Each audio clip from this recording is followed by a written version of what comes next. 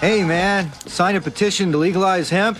What's hemp? It's a cheap and durable source of fibers that can be used for making clothing, rope, and paper. Typical government overregulation. Why wouldn't they legalize this stuff? Well, because, you know, it's basically marijuana. Ah!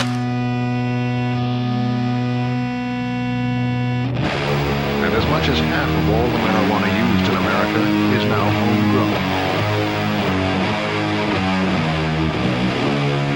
I think a lot of people that actually grow, they don't have to go outside though.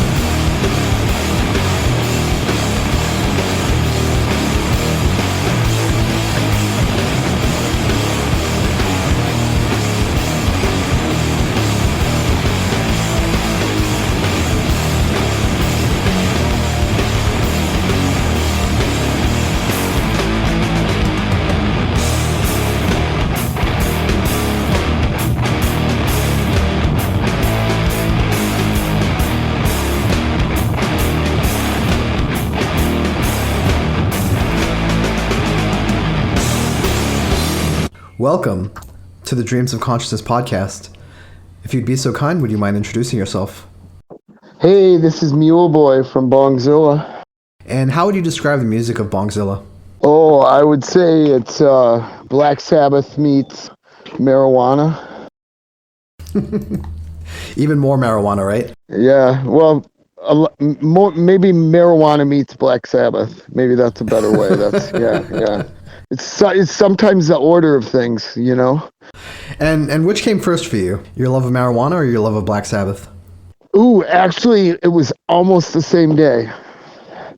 And I kind of akin it to the beginning of Bongzilla. Yeah, I'll elaborate or tell the story. I was 11 years old, and my friend, so I think a 7th grader or something. And my friend Steve Rochik stole some pot from his older brother, and I had borrowed from my friend Michelle Mattis's cool older brother. I had borrowed Sabbath, Bloody Sabbath.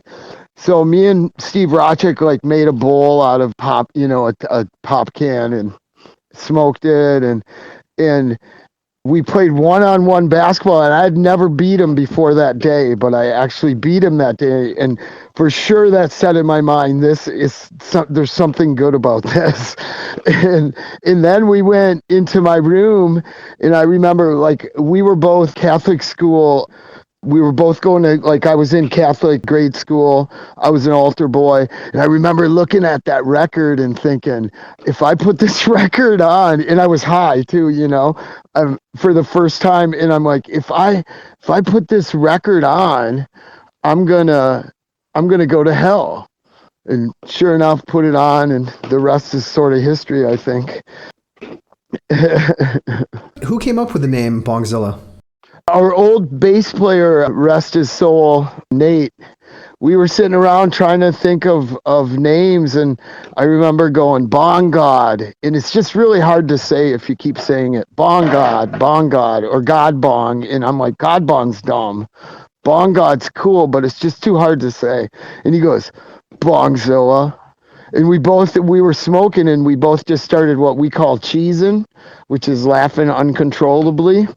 And that was where we're like, fuck yeah, that's the name. And then the whole marijuana thing, I think, I just wasn't really angry about anything but that. So it seemed like the right thing to sing about. And then I thought it was funny to just sing about pot. And then it was, as weird as it sounds, it was super easy for me too.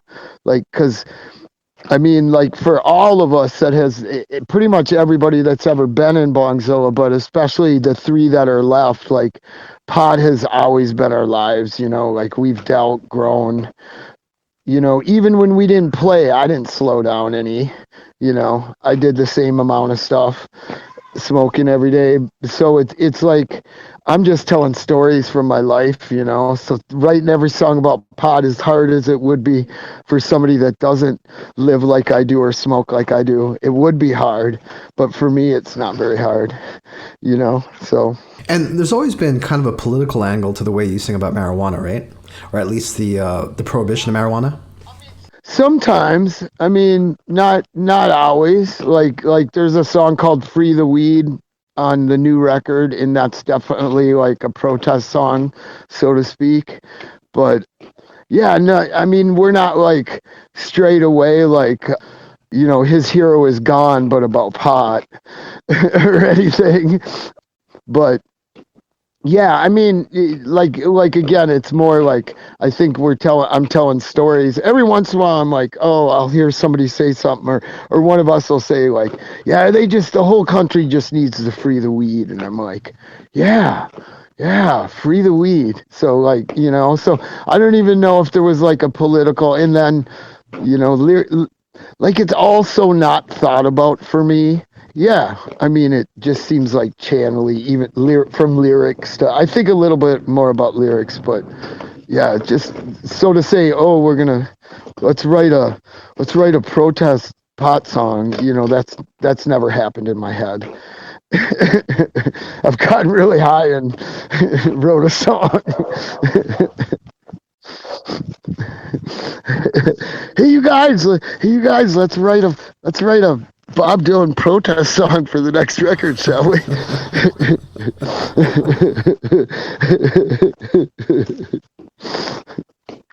So what brought you guys together originally? What brought us together? Yeah, like why did you guys decide that you wanted to form a band, and why this kind of band? Well, I think I just wanted to form a band, and I wanted to play really slow, and me and the original bass player were sitting around smoking a lot of pot, do it like when we would jam together, Like, it was probably my third or fourth band that I I had been in other bands, and then I remember hearing the Melvins, and like before Bongzilla, I was playing definitely more like Black Flag punk rock stuff. And then I remember, like, you're like a punk rock kid, and people say, oh, you can't listen to Sabbath, you can't listen to Zeppelin, or at least the punk rock kids I knew said stupid shit like that. And so I remember putting a Sabbath record on one day and like going, and that's what I grew up on, and going, whoa, well, how could I have forgotten about this? And then it was like every riff we would play, like one of us would be going, no, that's really cool. Play it more like Sabbath would play it. Or play it more like Skinner would play it, instead of, because we were all kind of noise rock kids. I grew up on AMREP and Touch and Go and even SST before that, for sure. We were all fucking major SST heads.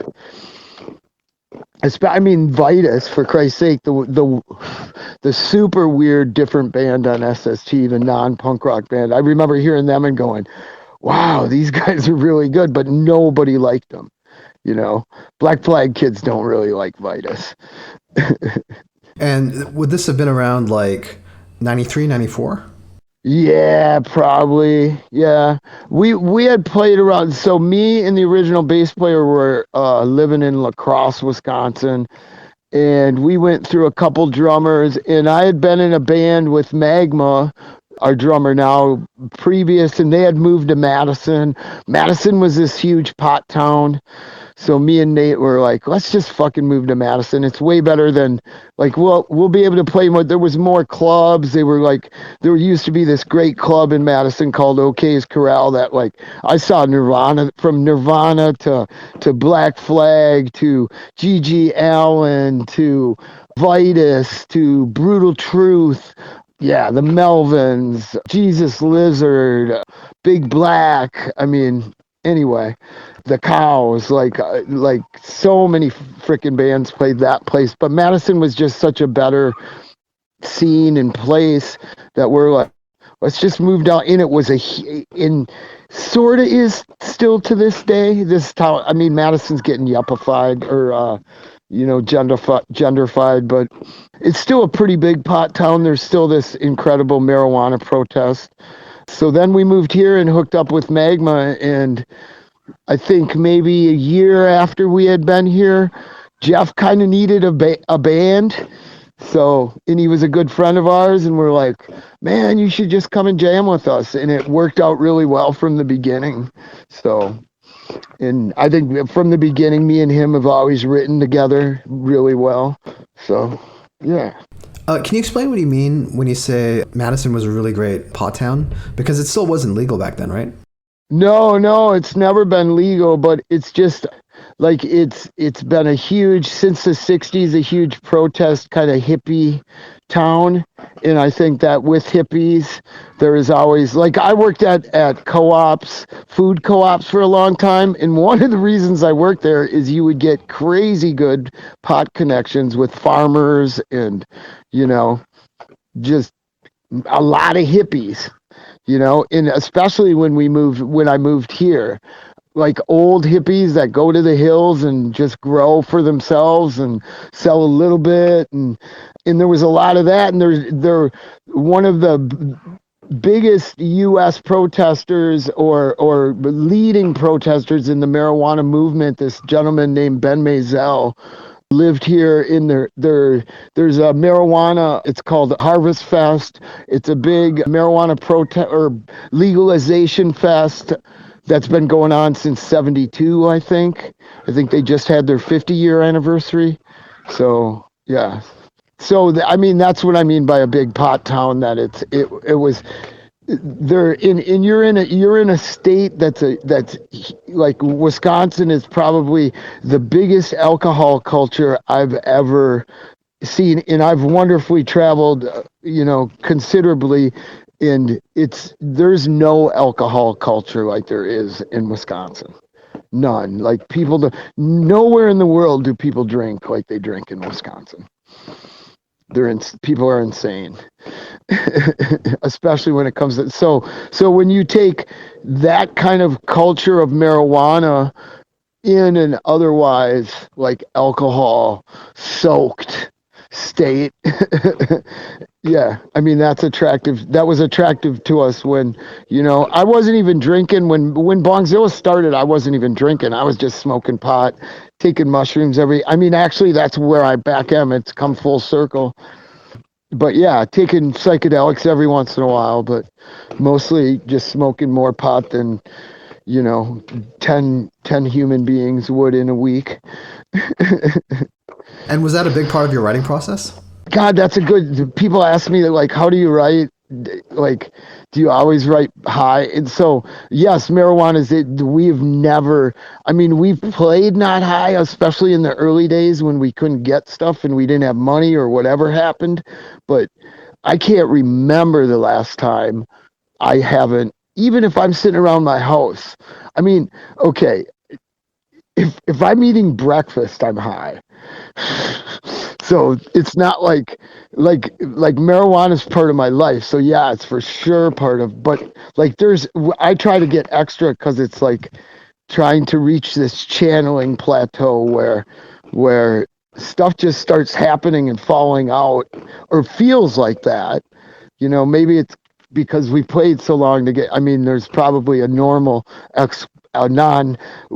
explanation, but to me it's like I get high enough and we're just channeling and like somebody will start with one riff and then like 10 minutes later we have a whole song.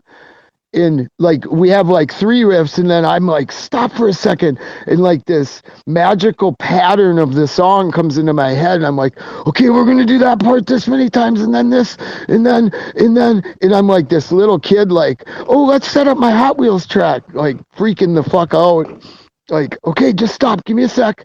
And I'm trying to write it down, but I can't write stuff down that makes sense at all. Like I look at it a day later, it doesn't make any sense.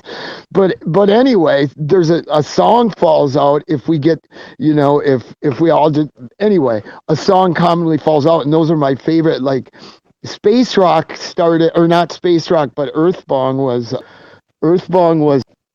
a song that I just brought that intro riff, and by the end of I played the intro riff like twice.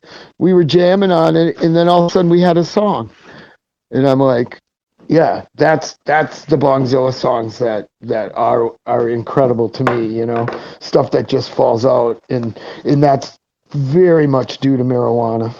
To get back to your question. Sometimes I remember the question. Sometimes I don't remember the question at all. But there'll always be an answer. Do most of your songs come out of jams? I think they start with a riff, and then I guess, yeah, if you want like stuff like another, we'll be playing on the one riff and Magma will change the drum beat and somebody will just start playing something else. And sometimes it works, sometimes it doesn't. So yeah, I think it's jamming. And especially with us 3 now, jammings, and I don't know if it's because we took away 6 strings that could be making mistakes, or us 3 have known. Us 3 played in a band, I got probably 30 some years ago, a band called Pig Stupid. So we know each other in like, we don't count. It's not like, okay, we're going to play that 8 times. We just keep playing. Once you get a pattern, if you play it enough, to me, the song will tell you that part's 8 parts. And I couldn't even tell you how many times we play. And we probably don't play it the same anyway, pending the night and how we feel. But like on Space Rock, do you play that first part? Do you play it 8 times? I don't know. Do we? You know, in like recordings to me too, or you're just capturing a moment. I don't need to play that song the same every time. It's my song. Your version is Weedsconsin, you know. I guess that, you know, that's maybe how you maintain that they're your songs.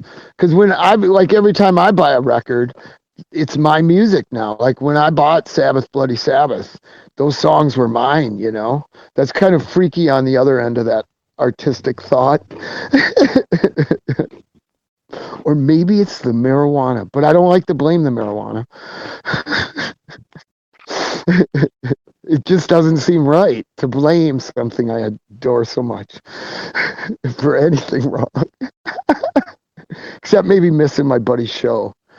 Oh, dude, sorry, I smoked too many bongs and I fell asleep on the couch.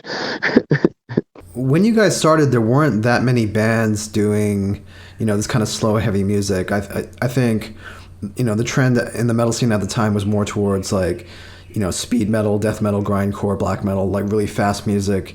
And in the punk and hardcore scene, soulless. Yeah, and in the punk and hardcore scene, there's a lot of pushback against bands who played too slow. Did it take you guys a while to find an audience? Oh yeah, I think along with that, nobody was going to see bands like us. But the people that were they're freaks and they're like such diehard, like, it's weird, like grindcore weirdly bridges it for me, and I think because a lot like Agoraphobic so funny, like in Pig Destroyer is just fucking awesome. I mean, both those, those kids are friends of ours, but that's not really, I enjoyed them before I ever met them, but most fast music to me, like there's somewhere along the line when you speed up music too fast that it becomes a little soulless. And if that's your intent, which it may be black metal in a way, that is their intent to have soulless music, but you're also maybe taking yourself too seriously now that I think about it, because we've played with enough black metal bands that have goat heads on stage and shit, but if again, music is music, and if it gets you off, fucking love it. Don't listen to me. Was there a lot of pushback against you guys, like for playing too slow? No, I mean, not that I heard. I think there was such a cool like zine scene. Like the first two Bongzilla tours I set up on a payphone that was out front. I mean, this is like how long ago this is too, which is, we're talking, I guess we could have talked on the phone back then, but it seems easier to connect with somebody across the world versus booking anyway, I booked a tour on this payphone, and through these zines in bands like Newthgrush in these little pockets of scenes in the country, and we had just hooked up the first tour. We were just hooking up with Relapse, so they were helping us too. They knew a lot more bands, so you just trade shows, and I think because of how we did it, there was never really backlash, and we always felt like we could play with a fast band, we could play with a punk rock band, we could play with a slow band, I think one of the reasons, like, to me, like bands like Cavity, like I've seen Cavity feedback for like 20 minutes. I Hate God did it one night. We were on tour with them, and people were booing and fucking yelling at them this in New York City, and they're just like, fuck you. Like if you're playing music for yourself, I don't know if you hear that kind of backlash. I know I didn't. Probably there was reviews of, this, I don't know. There was enough bands that we hooked up with back then that, and we would play with power violence bands, and we would play with, and those shows were always cool and fit, and power violence has everything from grindcore to noise rock to sludge to, so I don't know. I don't remember it really having too much, or I don't pay attention to. I don't know. Who wants to pay attention to that?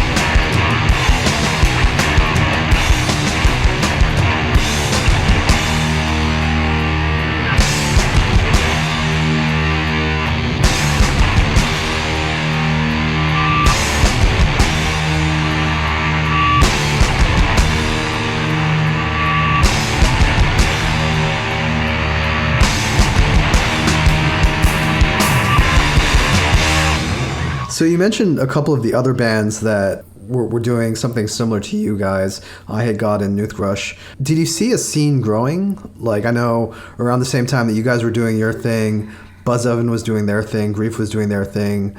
Yeah. Grief, Buzz Oven, Newthrush, Toad Liquor back then, Cavity, Floor early on was way more sludgy. Like the early Floor 7 inches are like sludge. Yeah, band called Molehill from Birmingham. You know, there was a great band from San Jose called Ringworm, not the hardcore Ringworm, this another Ringworm. And God, like that whole West Coast scene at that it was like totally driven by zines, which just doesn't happen these days, you know? Yeah. And I remember it's funny, you're so excited as a kid to do that stuff. Those are still some of my fondest memories. And we've now played in front of tons of people at once, and you know, like still playing to almost nobody in the C Squad in New York City with Disassociate is in Phobia. In this squad in New York City, probably 97 maybe.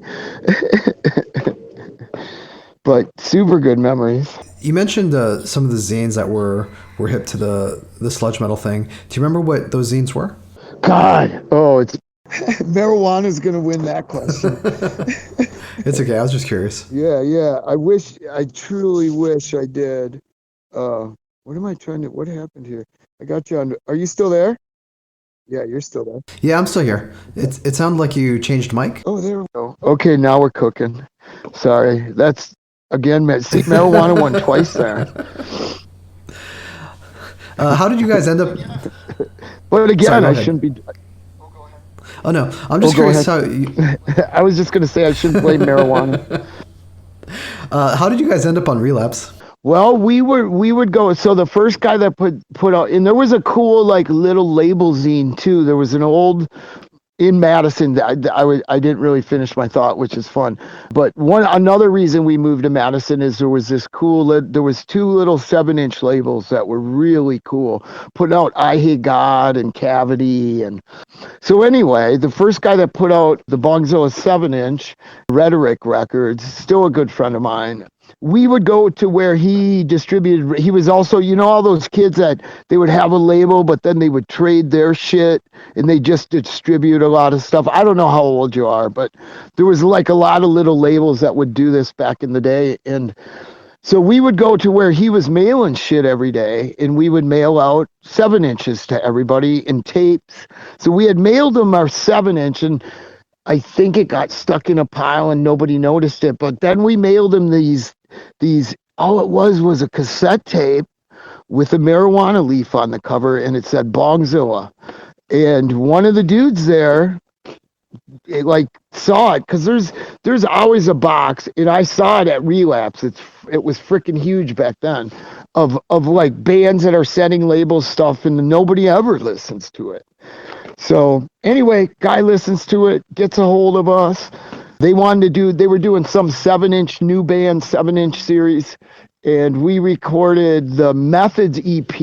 We just recorded too much, and we're like, well, this is what we recorded. It costs this much, and they're like, yeah, we're in. We'll put out the whole thing as a EP, and yeah. So then they kept putting out records. And we kept thinking, it was the funniest thing. I don't know if it's like how paranoid we get before we go to Relapse, but for many times, because we were such a little fish on that label, we'd be like, there's no way they're selling enough records. They're just gonna say, because we're like, oh yeah, we got another record ready. What do you think? And so we're going to talk to them. We're like, they're just gonna say, yeah, sorry, stoners have to find somewhere else to go. We thought we were going to get dropped from Relapse probably 20 times. Like every time we were near Philadelphia, we thought they were coming out, or they were going to come to us. It's all over. Sorry. The ride was good while it lasted, boys. But I think it was just marijuana paranoia. I'm not sure. Was it weird being on Relapse at the time? Because I think back then, like we're talking like 98, 99. God, it felt so awesome. As unawesome as it really was, it felt really awesome. Because I mean, we love Today's the Day, Neurosis, Unsane. So when they started signing bands like that, like we initially wanted to be on Man's Ruin, or what were a couple, like Pusshead was putting out really cool music back then. His label, I don't know if he put out a Cavity record, and I mean. And I think or like Lee Dorian's label, Rise Above. Rise Above for sure. What are the SS? What's the something SS? It was out of Detroit or Michigan. Halfway to Gone was on it. A couple other really. I mean that scene for how little. I mean, when we first started, there weren't a ton, but there was enough to do shows and get good tour. I mean, and play like good shows in a lot of places. I mean, a lot of shows were horrible, but but for sure, Relapse was it was weird because we were like, why do they even want us? But then we kind of noticed they wanted a noise rock band. They wanted a Today's the Day type band. They wanted amorphous, like you pick a subgenre of metal, and Relapse had a band, you know. So I guess we were their sludge pop band. Now it's Cough. Not that they sing about weed, but. But anyway, for sure it was weird. I mean, but it was awesome. But we, you know, like a lot of record labels, like Century Media took it to I Hate God. We got to kind of take it. They still own our records. You know, that doesn't feel good. So, but you know, our name's everywhere too. So, and it's easy for us to do. I mean, like we definitely, in the end, they've definitely spread our name farther than we ever could. You know, not many people are going to put an ad in Metal Maniacs when it was still a magazine, or Kerrang, like a big, you know, like they do ads, like all the Genghis Tron ads I've seen lately, you know, like Relapse promotes the shit out of it. So I still, you know, we still definitely adore the Relapse crew, but it's a record label, you know. That's why we started our own record label, so at least we can cheat ourselves. You guys ain't getting no money.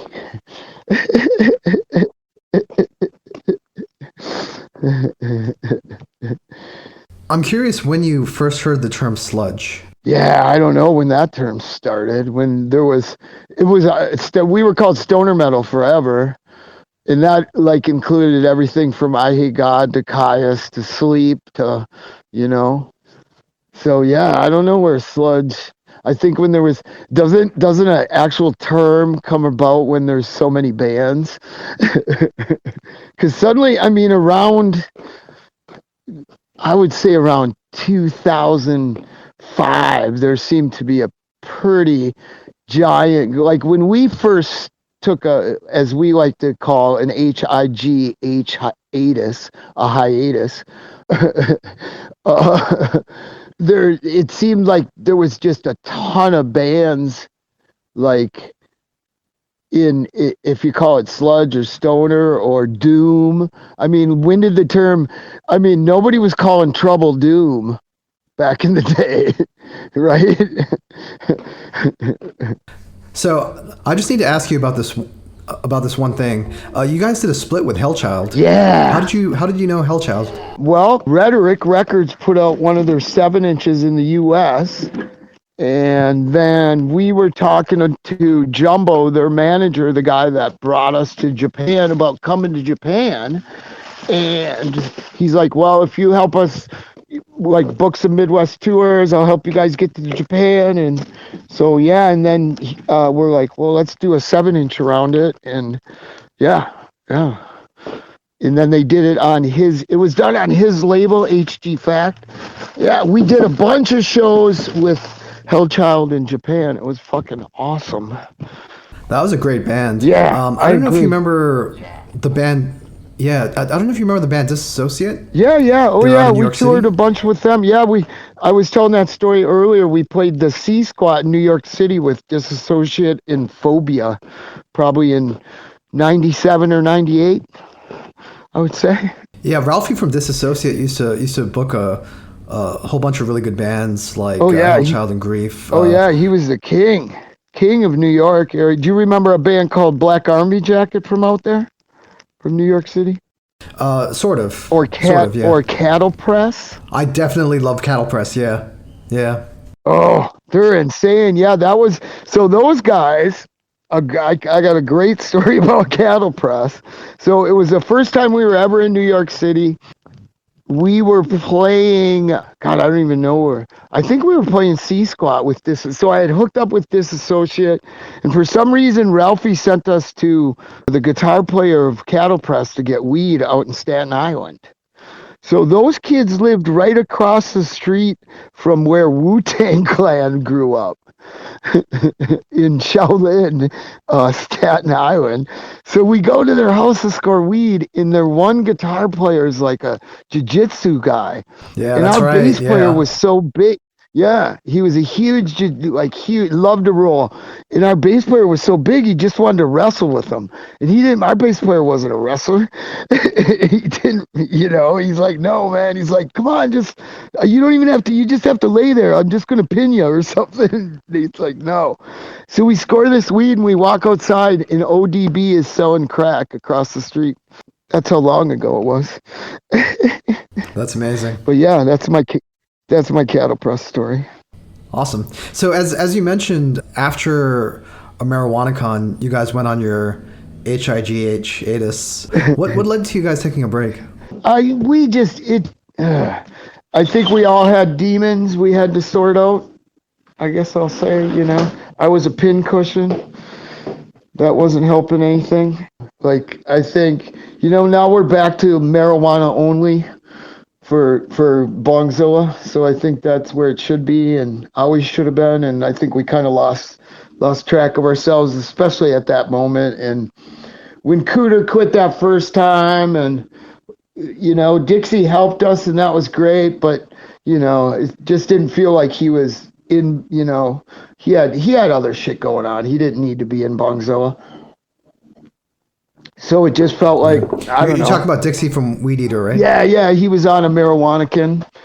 Yeah, he played bass on a MarijuanaCon. After Cooter quit, I don't know, maybe 2 years after Gateway, he moved to Cleveland. But yeah, what was the question? Oh, no, I was just curious why you guys took a break. Oh, yeah. I mean, I think mostly just because we were, being dumb, and it just, wasn't going where it should have. We didn't have a bass player, really. Dixie was more helping us out, and none of us were really happy with what was going on, and that was, I think we all needed to mature a little bit, even though we were old enough to know better. And what brought you guys back together?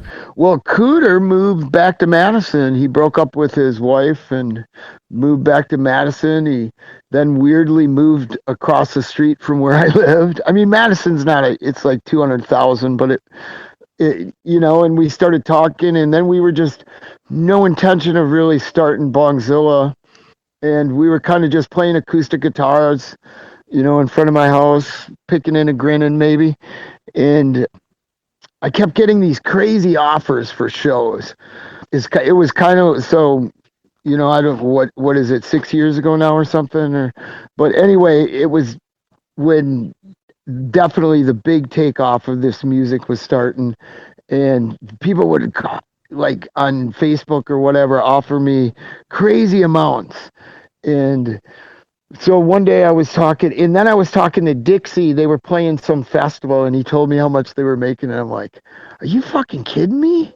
Wow, you could actually, he goes, yeah, I barely work anymore if we tour enough. And I'm like, huh. And then I asked Cooter what he thought, if he would do it. And then he's like, yeah. And then one day I got it was a crazy offer from this guy at the Temples Fest. So I actually accepted the offer, and then I had to go back and call Jeff and Magma and tell them how much we could make if we did this. And they said yes. And luckily we did a Scandinavian tour around it, and we made enough money that they didn't hate me when we got home, and it was worth it.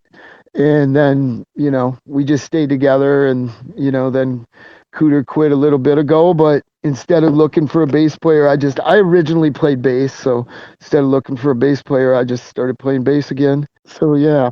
And when did you guys start writing songs again? We had written probably 3 of the songs or 2 of the songs before, like 4 or 5 years ago when we first got back together.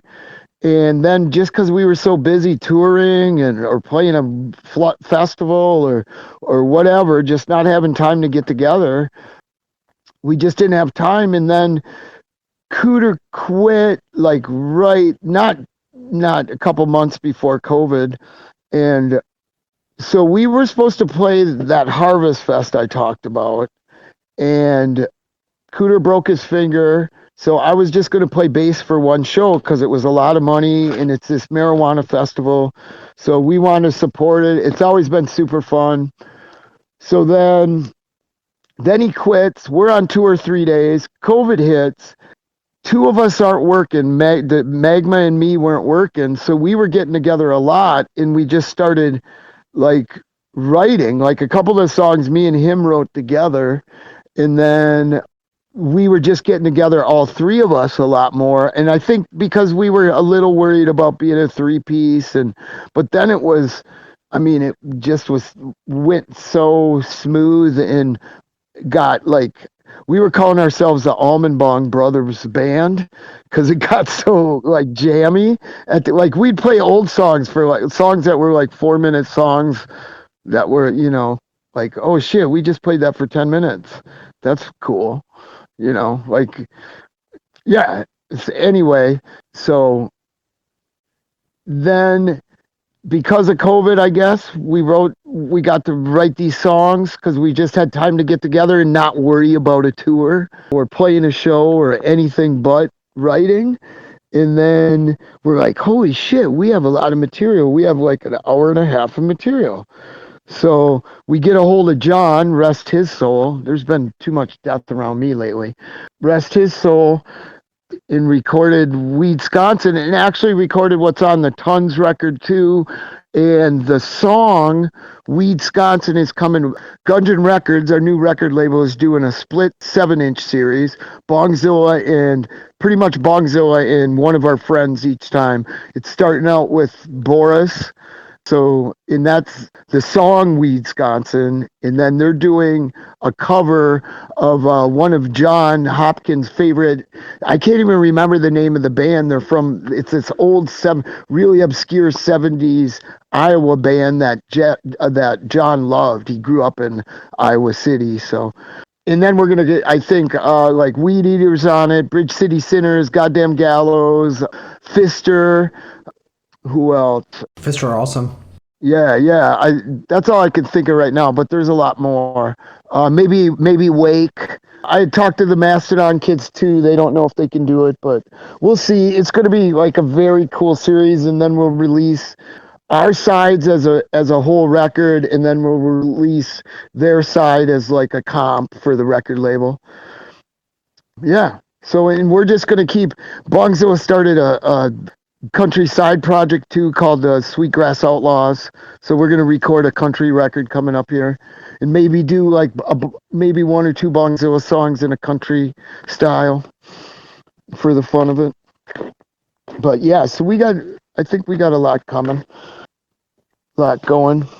And in COVID, I think like truly helped us get in a different frame of like, maybe we need to always be thinking of taking time to write and not just always worry about tours and shows and having, but I think it's going to make it, this lineup's going to make that easier too. So has your writing process changed? No. Yeah, no, I think COVID was a blessing in that sense, but no, my writing process is always what I spoke of earlier. Marijuana channeling. You guys are still writing out of jams? Yeah, for sure. Like I think half of Bongzilla practices are getting high, and then just trying to riff out, like just trying to take one riff, and like one of my favorite things is to take one riff and dissect it, like rip it apart, put it back together, not always add or have a different riff. Like I don't really like that style. Like if you have one riff, you have a whole song. You just got to find it. It's all in those notes. To me, you don't like I always like the times we played with Mastodon. I'm like, holy shit, man, that one riff is 4 Bongzilla records. I would always give those guys shit. I go, dude, that intro of that song, fucking, I got 4 Bongzilla records, not riffs, records off that one intro. Because you guys play all the notes twice.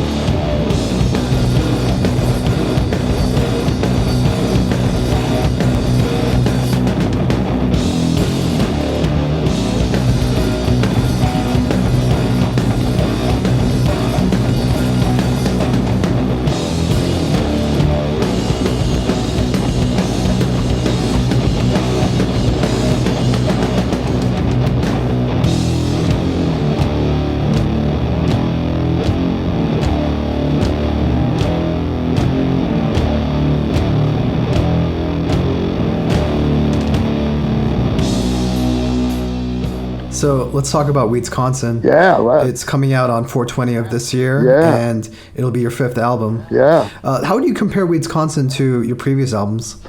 It's definitely, to me, it's jammier, and there's like a little, you can definitely tell we mellowed a little bit with age, but I think it's still like there's method era riffs on it. There's gateway riffs on it. There's I thought it was cool when I looked or kind of listened to it outside of being in it or trying to. That's always hard, but like it spans, it's Bongzilla and it spans, but there's this new addedness of loose, like, you know, it's really tight but loose at the same time. I don't know, like it's not just everybody playing the same riff the whole time anymore.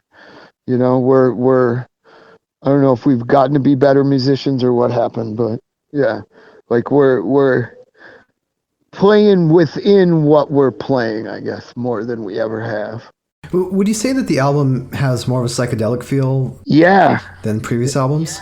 for sure. Maybe that's the strength of the marijuana in the U.S. these days, because it's definitely increased. And then, not to mention, you start talking about refined like distillants and like shatter, and you know they're making oils that's like 99% pure. So I think that adds a psychedelicness to that drug itself, which is going to carry over to what we're doing, because it's so interwoven into what's going on. And definitely we're like, I appreciate that Americans want to refine marijuana to the purest form it possibly could be refined to. And it had been legal in Holland and in Canada on and off since the 70s. And it took Americans to just go, okay, we're going to like get in a fucking laboratory and we're going to try to make this plant. What gets us high? That's what we want. We just want that. That's what we want. We want that part. Let's get that part out of there. You know, like it's bizarre, beautifully bizarre to me, but it would take Americans to freak the fuck out. Do you want to talk about the lyrics or the themes of the album? Because on previous albums, one of the recurring themes was, you know, prohibition and kind of the hypocrisy of the drug laws at the time. Now we're moving towards this a lot of legalization, or at least decriminalization of the drug. I shouldn't call it a drug, of the plant. Do you touch on that at all? I mean, I don't think in a sense I can talk about what every one of those songs is about. Like Sunday Driver, let's just start. Like nothing in that sense. I don't think anything's changed. Like again, I've never thought let's write a prohibition song. It's just kind of like maybe what I read that day or what we were talking about. Like, and sometimes we were talking about, yeah, this is fucked up that we can't just be smoking. You know, people can be drunk, fucking fighting in the streets, and I can't sit on the corner by myself being quiet, smoking a joint, watching it all go down. But so, okay, you got to repeat the question for a second.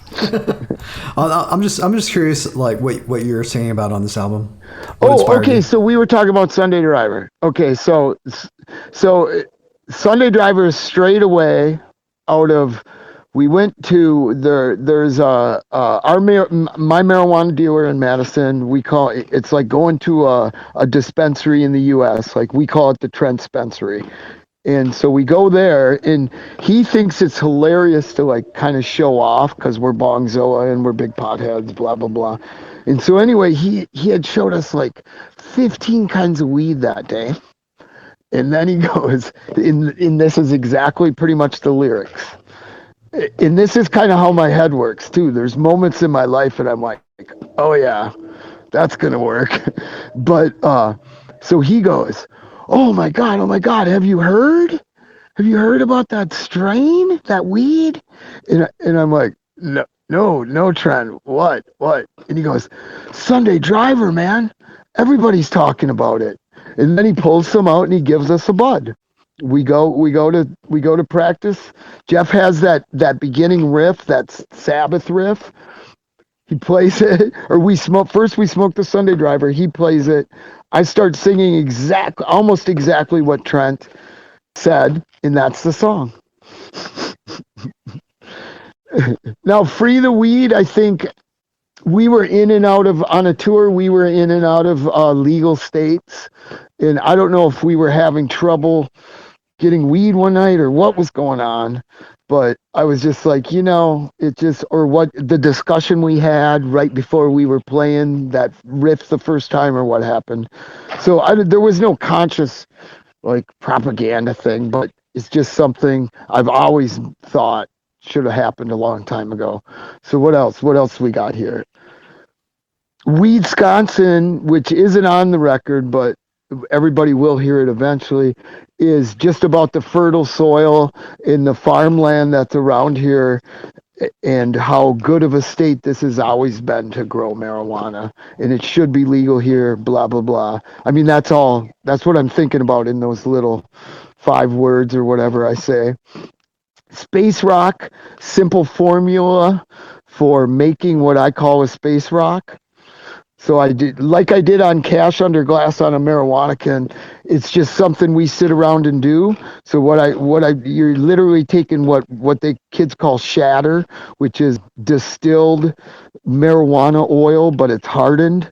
And then you take that and you fold keef and marijuana flower into it till it's in this little ball, and it's a space rock. So there's also these things called moon rocks in the U.S. that you need a lot of marijuana to make a moon rock. So it's a way to make a moon rock at home if you don't have a ton of pot, but if you have a little bit of those 3 things. What else? Gummies was just a riff, and I didn't really want to sing over it. And I'm like, what sample should we use? And I'm like, God, the riff is like being on gummies, being on edibles. And I'm like, oh, what happens to me all the time on edibles? I cheese. So I'm like, well, we could try to get we're in the studio. This is going on in the studio, mind you. Well, one of our options is to try to get so high we just start uncontrollably laughing. And John records that. That's one of our options for what I'm thinking for the vocals of Gummy. And then I'm like, nah, let's just put a weird old 70s laugh track from like a 70s game show laugh track. And that's what I went and found and we put on there. But it's all in, like, it's because the riff is so like over and over in the just one riff. It's like how I feel on edibles. It's just like this one beautiful thing. So, and it causes me, so anyway, that's where the laughing is from. Earthbong is, but we were in Geneva, Switzerland, and these kids were like, have you ever smoked an earthbong? And I'm like, no. And they're like, you can smoke right out of the earth, through the earth. And I'm like, what? And I don't know why I went to thought of this, but they dug a hole for the bowl, right? Dig one hole. Then they took this metal pipe, jammed it in the earth to meet the hole. Then they packed said hole with hash and pot, and you smoke through the earth. So that's what that pretty much is about. And then, I thought to myself, well, that's probably how people did it way back when, if you wanted to filter your pot, you put it in through the earth. And then what else? What am I missing? Oh, Smokes is pretty much an instrumental, and it's taking an old song, which is Smoke, and we called it Smoked, and we jam out on it way more than we ever had when we started playing as a 3-piece. So we're like, let's just record this again, and we'll call it Smoked, and there's like there's coughing at the very beginning, and that's it. Where the other, there was vocals on the original version and no coughing, but Chong going, smoke. Yeah, he wants to buy some smoke. Smoke. That's on the original one. Yeah, did I cover all the songs? I think I covered them all. Oh, and Meg's Bag. Meg's Bag is was the first time we got Magma to do a solo. A drum. It's so Mags. We call them Mags. Magma. In bag is it's like this is your deal. In a bag is also you go score a bag of weed. We've always called so mag bags. Just another one of our funny inside jokes. Which I think, in like a lot of it to me is just me telling stories about what's happened to us or happened to me or, yeah. Like Green Thumb. Green Thumb from Gateway is a song about me growing weed in my backyard in Madison. So, yeah. So you recorded the album at Future Apple Tree Studios with John Hopkins.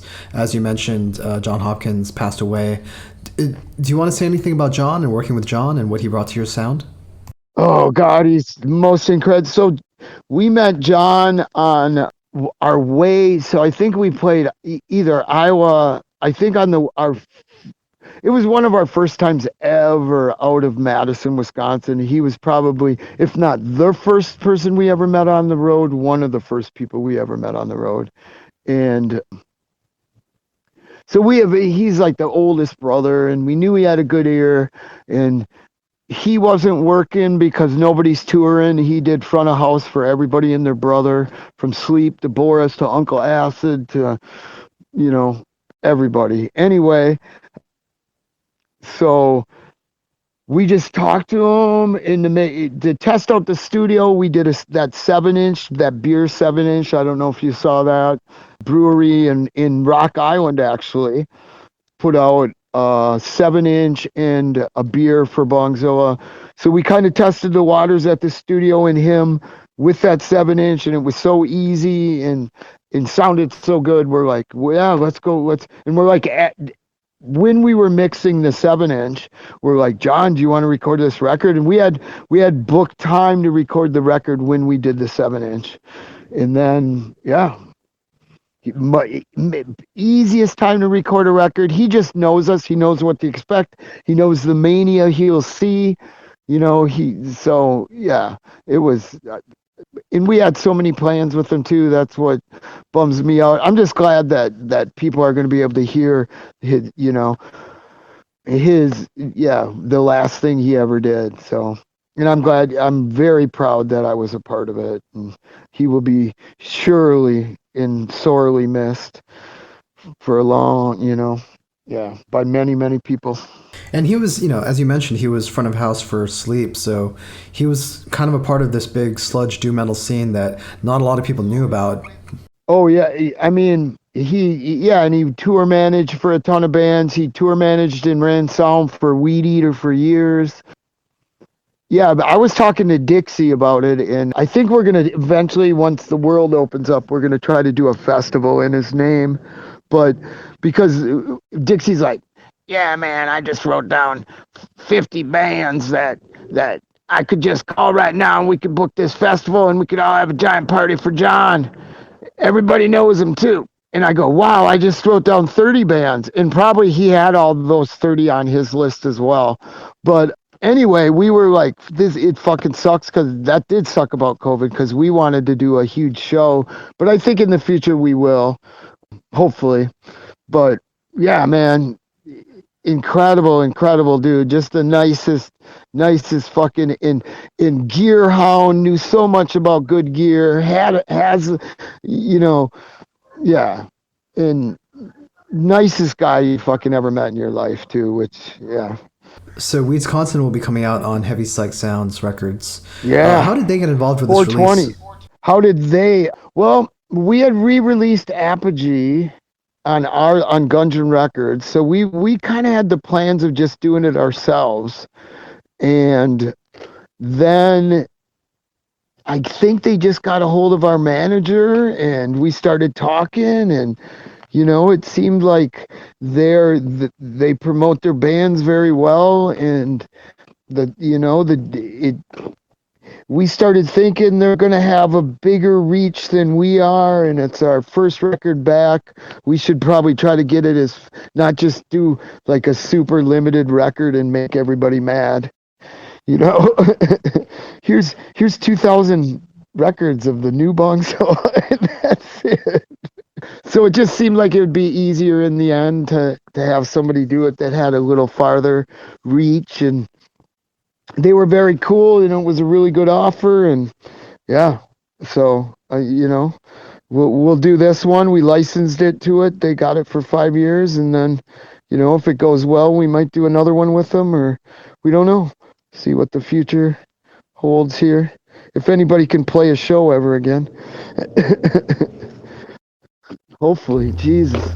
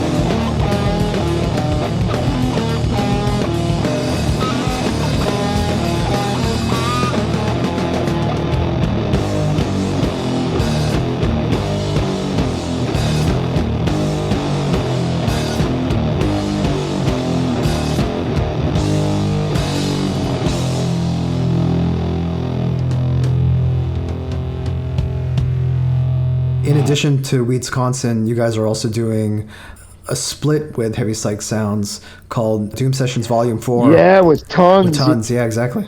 Yeah, tons.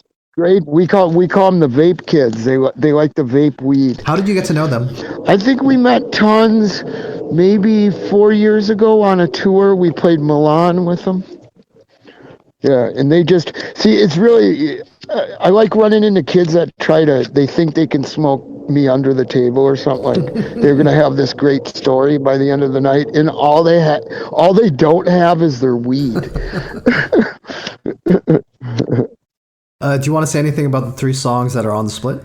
Were they written in the same sessions as Weedsconsin? Yeah. Everything that's about to come out, which I think the last things will come out on, the last song will be on that Boris split, was all written in the same sessions. And we're kind of intended, like we had a weird, when we first recorded, we were like, I remember calling our manager and go, well, you should call Heavy Psych Sounds because we have a double record. And I just thought it would be really kind of ironically funny that this stoner band, yeah, it took them 16 years, but they put out a double record. But then they talked to us about the split, and we wanted to do that 7-inch, and we thought Weedsconsin. I always thought it was funny when bands would name a record something and then put the song on a different record or on a 7-inch or something. So we thought we'd do that because it's funny to me. But yeah, everything was pretty much written in I think we recorded the 7-inch maybe a 3 weeks before we recorded the record. So a lot has changed since A MarijuanaCon came out in 2005. A Marijuana-kin, sorry. Yeah, no, it's okay. A lot has changed since A MarijuanaCin came out in 2005. You know, there's this huge sludge scene now, and, you know, as we touched on a little bit, there are more and more states that are legalizing weed. How do you feel Bongzilla is received now versus when you guys were active 15 years ago? Oh man, it's night and day for one.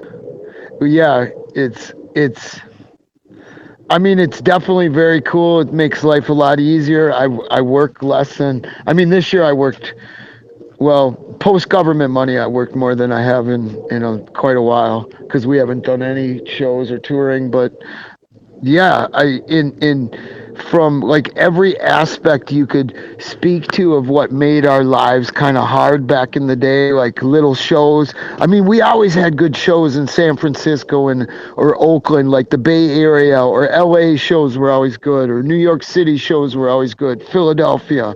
But all those little shows in between were the ones, but these days there's not really little shows.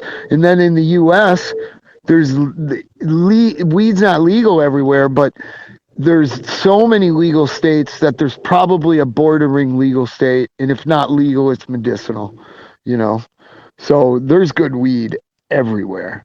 So that makes our lives, like, that made tour hard for me anyway. Like, I wouldn't ever go on tour back in the day unless we had because you couldn't find good weed everywhere like you can find now. Like, I've been smoking that kind of weed for way before most people, just because of like Madison's culture and homegrown, and then meeting people that grow and growing myself. But yeah, that, I don't grow today because weed's so cheap, like I have friends that, yeah, weed's just where it should be. So it's funny, like, growing pot's easy. It's actually farming, and it's really fucking hard work, and I'm way too lazy these days to grow pot. When it's as cheap as, I work at a coffee shop. I'd rather sling coffee than carry buckets of water and mix dirt and trim weed. Everybody thinks trimming weed's the greatest thing in the world. It fucking sucks. Your back hurts, your hands hurt, your hands are super sticky. You can't play guitar until you get your hands cleaned off. But I do love it. And as far as the music, the growing popularity of sludge and stoner metal. How do you feel about that? And how do you feel about all the newer bands that have come out since you guys went on your HIGH-atus? I appreciate that. I think a lot of them are great. I think there's a lot of really good music. Yeah, like Conan comes to mind. Yeah, I mean, it's funny because like these, like I still listen to more Black Sabbath than Electric Wizard, for instance, you know?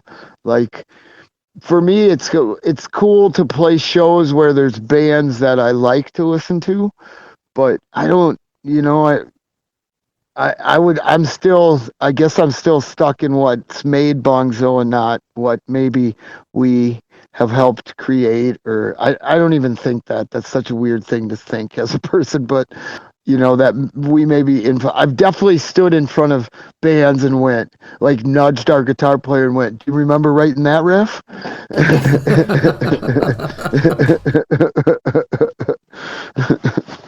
So, but you know.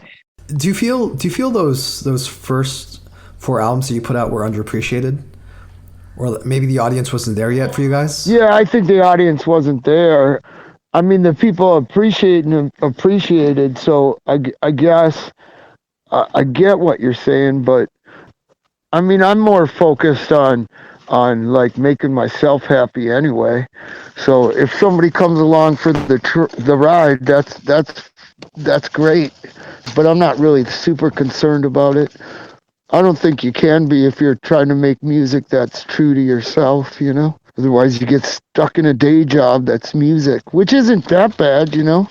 I have friends that are in day jobs and have other bands that aren't their day jobs. I'm nurturing my backyard fire. Cool. Yeah. So you spoke a little bit about the split series that you guys are putting out through your own label. Do you want to say anything more about that? Or anything else you guys have coming up? Yeah, I think we're going to try to do one every 2 months. It's going to start, I think, in June, and that's going to be the Boris one. And I think the second one's the Bridge City Sinners, which I think we're gonna record an electric country song as Bongzilla, and it's a little ripper of a country song, but it's definitely country veined. And then I think the one after that is Weed Eater. So that'll be a nice heavy song. So, and we're just going to try to release one every 2 months till we run out of bands. So I'm not sure how long that will be or not be. For sure it'll be 6 to 8 months to start with. So I'm sure if we go on tour, the list will grow pretty rapidly when we see friends that I forgot about. Oh, we talked to Black Cobra, and I talked to Yob about it, and Mike goes, I don't think we can do that. And I'm like, why? And he goes, 7 inches are 6 minutes. I go, that is burdening you guys. I apologize for even asking. Did you see his shout? Did you see his Weedsconsin shout out? No, not yet. Oh, Mike did one from Yob, and what did he say? Well, it's not what he said, it's how he looked. And at one point, he's just nodding, listening to Sunday Driver, and he goes, "Yeah." But he looks like the dude in The Big Lebowski, like straight away, the dude. Yeah, it's pretty sweet. That's awesome. So Weedsconsin will be coming out on 4/20 of this year, which is just a couple of days from now. But unfortunately, I don't think this episode is going to be released for another 2 weeks. Okay. Maybe I'll release a teaser on 4/20 so that people can, can listen to something while they're smoking up. Yeah, there you go. So tell me, how can people order the album? What's the best way to get this? Let me think. I think there's a couple ways. For sure, the fastest, best way probably is through Heavy Psych Sound's website. You could get it through our website. I think you're going to be able to get it through our Bandcamp as well. If all of those fail, get a hold of us through Facebook or Instagram, or I don't know, send a letter to somebody or something. If you can't, I'll give you our manager's address. No, I'm just kidding. Yeah, no, I think those spots for sure you'll be able to get it. And so I should point out that Heavy Psych Sounds is putting out a whole bunch of limited edition vinyl records. Oh my God! Do you want to say anything about the physical releases? I think some of those limited are just incredible. Some kid was playing one under a black light. It's like a split with clear in the middle. It looked just sick under a black light. So yeah, get high and do weird shit with your limited edition records. For sure. The ones I saw were incredible. That was one of the things that drew me. Like, I was psyched about it when we hooked up with them because of them doing all that crazy limited vinyl. I'm like, when vinyl came back, like, I was a happy little bird, that's how I listen to music. That's how I've always listened to music. If I have to, if the only way I can be listening to music when I want to is my phone and headphones, I will. But it's such a horrible way comparatively to listen to a record with grooves and putting a needle down and, you get your bowl ready, get your record on, you put the needle down, light that bowl. It's just timing. And the rest will take care of itself. I would prescribe at least like an eighth for the record. The first listen might be, about 3.5 grams of marijuana would be appropriate listening amounts, is what I would advise as a sane pot smoker. Woo! And if people want to follow Bongzilla online and get updates on the new split series that you guys have coming out, what's the best way to follow you guys? Instagram or Facebook, I think, are the two big ones, for sure. And I should mention that you guys have your own homepage at bongzilla666.com. Yeah, we have our own webpage too. Yep, that's true. I forget. What were we talking about?